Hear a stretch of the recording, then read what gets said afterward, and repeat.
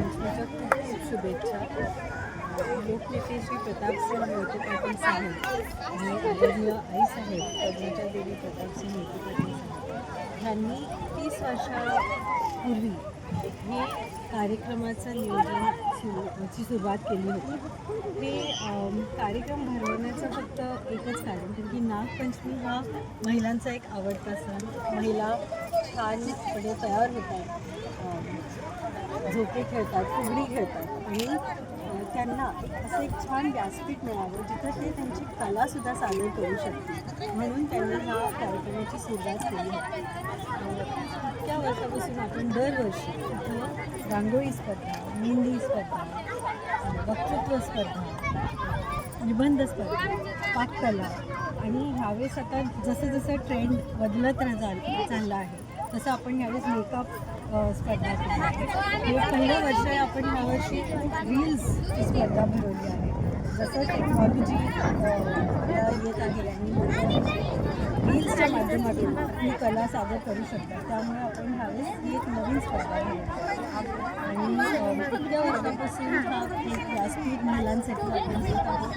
आदरणीय डॉक्टर धवलसिंह मोहिते पाटील साहेब हे जनसेवा संघटनेचे अध्यक्ष आहेत आणि ह्या संघटनेच्या माध्यमातून ही महिलांसाठी एक प्लॅटफॉर्म आहे जिथे त्या एन्जॉय करतात, फुगडी खेळतात, गाणी म्हणतात, झोके घेतात आणि त्यांच्या ज्या आपल्या कला आहेत त्या सादर. आजचं मेन अट्रॅक्शन आहे पूर्ण होणार पैठणीची मानकरी.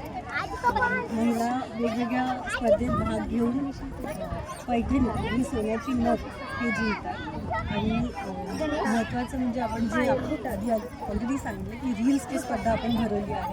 तर 1 मिलियनच्या वर फॉलोअर्स असणाऱ्या कंटेंट क्रिएटर सारिका देवरुखकर यांनी ह्या स्पर्धेचं परीक्षण केलेलं आहे आणि त्या स्वतः आज इथं बक्षीस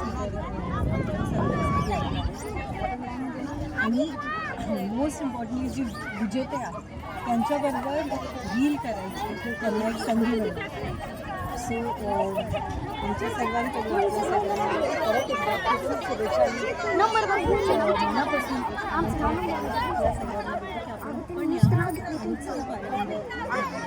विजेत्यांना काय बक्षीस ठेवली.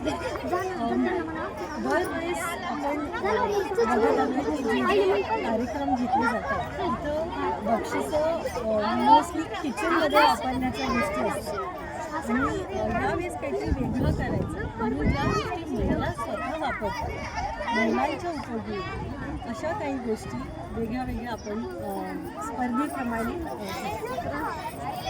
सेवा संघटना